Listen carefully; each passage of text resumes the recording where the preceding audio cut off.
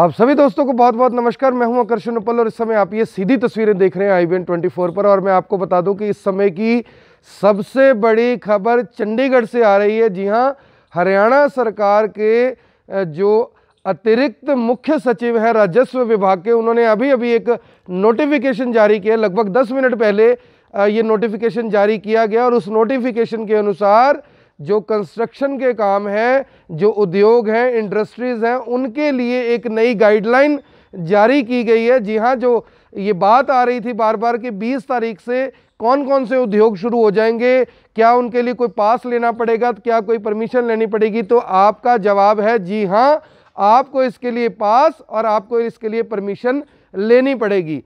कितने व्यक्ति काम करते हैं इंडस्ट्री में, इसको देखते हुए कौन सा अधिकारी परमिशन देगा, ये मैं आपको बताने जा रहा हूं। इससे पहले मैं आपको बता दूं कि ये बहुत बहुत बड़ी खबर और एक्सक्लूसिव खबर इस समय आप IBN24 पर देख रहे हैं, क्योंकि जो ये आदेश है अब से कुछ ही मिनट पहले इन पर हस्ताक्षर किए गए हैं। और मैं आपको बता दूं कि जो ये आदेश आप देख सकते हैं मेरे हाथ में इस समय है, अभी अभी जो ये आदेश है मुख्यमंत्री को और जितने भी मंत्री हैं, जितने उप मुख्यमंत्री हैं, उनको अभी भेज दिए गए और वहीं के सूत्रों के हवाले से हमारे पास अभी अभी ये ऑर्डर पहुंचे। और मैं सबसे पहले आपको बता दूं कि इस आदेश के अनुसार अब जो कैंटोनमेंट एरिया है, यानी कि कंटेनमेंट एरिया है, जहां पर कोरोना के कोई पॉजिटिव केस मिलता है, उनकी अब डिमार्केशन की जाएगी, जो कि मिनिस्ट्री ऑफ हेल्थ है, जो हेल्थ डिपार्टमेंट है, उनकी तरफ से की जानी है। ये एक नया आदेश है जो मैं इसमें पढ़ पा रहा हूं। और ये भी लिखा गया है कि जैसे ही आप उसकी डिमार्केशन करेंगे, उसकी जो जानकारी है वो वन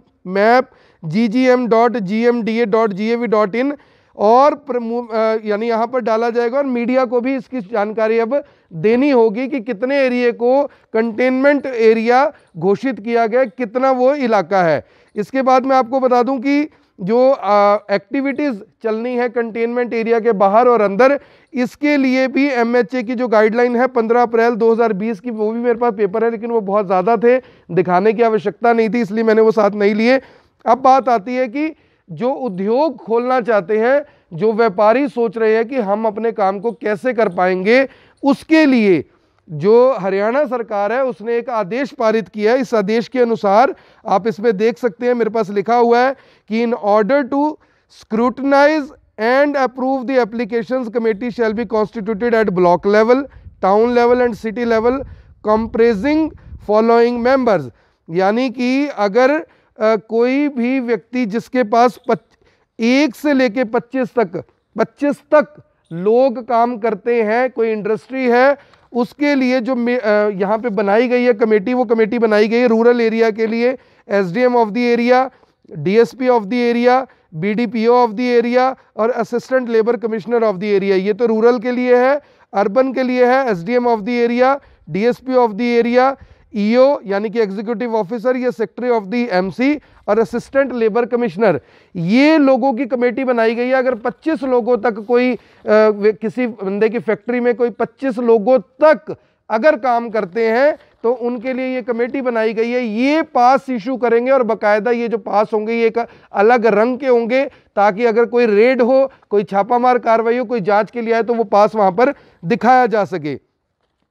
उसके बाद approval for the passes for more than 25 but up to 200, यानी 25 से लेके 200 तक अगर कोई इंडस्ट्री है, कोई उद्योग है, वो चलाना चाहते हैं तो उसके लिए जो रूरल और अर्बन एरिया है लेकिन म्यूनिसिपल कॉरपोरेशन एरिया से बाहर है, तो उसके लिए ADC, DSP, BDPO और असिस्टेंट लेबर कमिश्नर, इनकी कमेटी बनाई गई है। और अगर म्यूनिसिपल कॉरपोरेशन का एरिया है तो commissioner of the municipal corporation, DSP of the area, EO और सेक्रेटरी ऑफ द MC और असिस्टेंट लेबर कमिश्नर। ये कॉरपोरेशन एरिया के लिए डिसाइड किया गया है कि जो ये लोग होंगे ये डिसाइड करेंगे कि आपको अप्रूवल देना है या नहीं देना। इसके बाद approval for passes for more then 200 people, यहाँ पर ये इंपॉर्टेंट हो जाता है क्योंकि जहाँ पर जो बड़ी बड़ी फैक्ट्रीज हैं, कार की एजेंसीज हैं, बड़े बड़े जो उद्योग हैं, जहाँ पर 200 से ज़्यादा लोग काम करते हैं, वहाँ पर DC of the area, SP या commissioner of police, GM, DIC या डिप्टी लेबर कमिश्नर, ये लोगों की जो कमेटी है ये कॉन्स्टिट्यूट की गई है कि ये लोग डिसाइड करेंगे। लेकिन यहाँ पर एक सवाल उठता है कि इतनी बड़ी संख्या में लोग पास को अप्लाई करेंगे, इतनी जल्दी जल्दी उसके डिसीजन कैसे लिए जाएंगे? क्या ये सभी लोग एक ही दफ्तर में बैठे रहेंगे, अगर इनमें से एक व्यक्ति वहां पर नहीं है उस मौके पर क्या किया जाएगा, इसके बारे में बहुत ज़्यादा जानकारी इसमें नहीं है। लेकिन इन्हीं आदेशों के मुताबिक मैं आपको बता दूं, ये देखिए, application received from industries establishment, commercial and private establishment having employed up to 25 people shall be scrutinized and approved by the block level committee। यहाँ पर ये लिखा गया है कि जैसा मैंने आपको बताया भी था कि सुन लीजिए क्या क्या होगा, industries establishment, commercial and private establishment, ये उन लोगों के लिए है। यहाँ तक ये आपने पढ़ लिया। अब इसके बाद जो इंपॉर्टेंट है, आपको लगेगा कि हम अप्लाई कैसे करेंगे, कैसे हमें पता लगेगा, क्या कैसे उन्हें पता लगेगा कि हम करना चाहते हैं, तो इसके लिए आपको जो पूरे का पूरा ये प्रोसेस है पढ़ लीजिए। This entire process of scrutinizing and grant of permission passes shall be issued in a phased manner through Saral Haryana portal, यानी कि सरल हरियाणा जो पोर्टल था, saralharyana.gov.in, by the aforementioned committee. The facing will be done in each district as per social distancing norms and strict containment requirements in their district. Accordingly, approvals will be given in a phased manner strictly on the first come first serve basis। यहाँ पर ये भी important है कि पहले आओ पहले पाओ के आधार पर ये दिया जाएगा। आपको saralharyana.gov.in पर ये अप्लाई करना है। Guidelines for the phased approval are as following, ये जिनके लिए ये दिया जाना है मैं आपको बता दूं कि ये देखिए, in case of pass requirement for up to 20 people, यानी कि 20 people, approve 100% of the requirement. वो कहते हैं कि अगर 20 व्यक्तियों को पास अप्लाई किया जाता है तो आप 100%, यानी 20 तक के लिए अप्लाई किया जा रहा है तो 20 के 20 को आप देंगे। In case of pass requirement for more than 20 people, approve 50% of the requirement और 20 passes whichever is higher.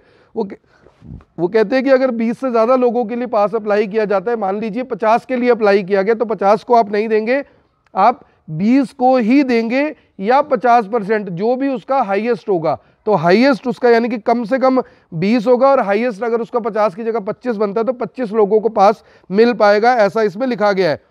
For IT and आईटीईज units, जो आईटी इंडस्ट्री से जुड़े हुए यूनिट्स हैं उनके लिए भी सेम रखा गया है कि अगर 20 लोगों के लिए अप्लाई किया जाता है तो 50%, यानी कि 10 लोगों को मिलेगा। अगर 20 लोगों से ज़्यादा के लिए अप्लाई किया जाता है तो अधिकतम 33% या 10 लोगों को मिलेगा, यानी कि अगर आप 50 के लिए अप्लाई करते हैं तो भी 10 लोगों को मिलेगा, अगर आप 60 के लिए अप्लाई करते हैं तो भी 10 लोगों को मिलेगा, अगर आप 20 के लिए अप्लाई करते हैं तो भी 10 लोगों को मिलेगा। अब आता है construction project. In case of in situ construction projects allowed in 16.3 MH, एक गाइडलाइन है, उसके अनुसार कहा गया है कि 50% ऑफ द वर्कफोर्स, यानी कि अगर 100 आदमी किसी कंस्ट्रक्शन के काम में चाहिए तो उसके लिए आप 50% जो लोग हैं उनके लिए 50% लोगों को आप ये पास इशू करेंगे, यानी कि अप्रूवल देंगे, लेकिन इसके लिए कोई पास इशू नहीं किया जाएगा। इसके बाद आता है कि नॉन सीटू जो सीटू प्रोजेक्ट्स हैं उसके लिए क्या है कि आपको ब्लू पासेस दिए जाएंगे और 50% लोग ही उसमें काम करेंगे। अब इसमें जो सबसे इंपॉर्टेंट मैं देख पा रहा हूं कि इसमें 3 तरह के देखिए पास बनाए गए हैं। पहला पास है रेड स्पेशल पास। इसमें क्या है, ये ट्रेंगुलर पास होगा, ऐसा लिखा हुआ है इसमें कि ट्रेंगुलर पास होगा, 3 कोने होंगे इसके, ये पास बनेगा। और essential service provider and special pass holder will allowed to enter the containment area, ये सिर्फ उनके लिए होगा जिन्हें कंटेनमेंट एरिया में जाने की इजाजत देनी है या नहीं देनी, ये उनके लिए है, इन्हें मिलेगा रेड पास।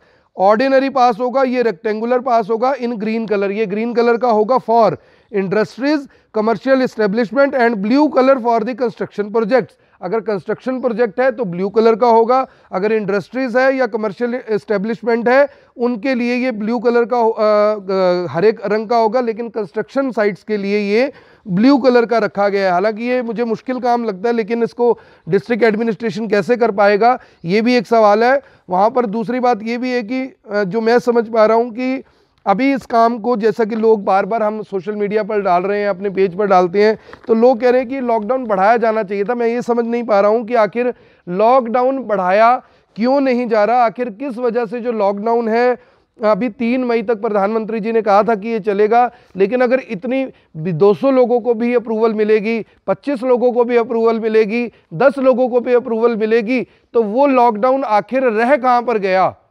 क्या जो लोग इस काम को करने के लिए आएंगे क्या उनको कोरोना नहीं हो सकता? इसका यानी अब तो लगभग इसमें सभी लोग आ गए, इंडस्ट्रीज खुलेंगे तो सब कुछ खुलेगा। दुकानों के बारे में इसमें किसी तरह का कोई मेंशन नहीं किया गया कैसा है। हालांकि ये ज़रूर कहा गया, मैं आपको बता दूं कि जो समय है वो डिस्ट्रिक्ट मजिस्ट्रेट यानी कि जो डिप्टी कमिश्नर है उनके हाथ में है।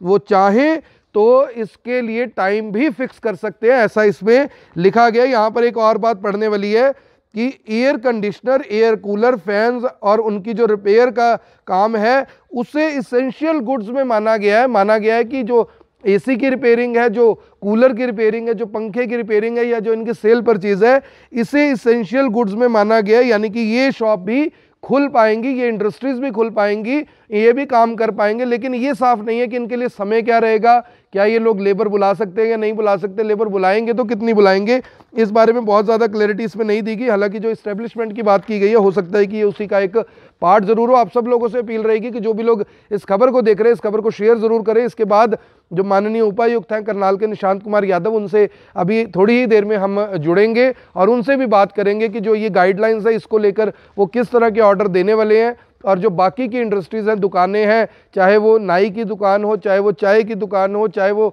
छोटा मोटा व्यापार करने वाले लोग हों, उनके लिए किस तरह की गाइडलाइन जारी की जाएंगी ये भी आपको बताएंगे। आप सभी लोगों से अपील कि जो भी लोग इस खबर को देख रहे हैं इस खबर को साथ के साथ शेयर जरूर कर दें। बहुत बड़ी खबर थी, इंपॉर्टेंट खबर थी, इसलिए मैंने आपको ये खबर बता दी। आप सभी लोगों से अपील रहेगी कि इस खबर को देखने वाले इस खबर को शेयर जरूर करें। जय हिंद, जय भारत, धन्यवाद।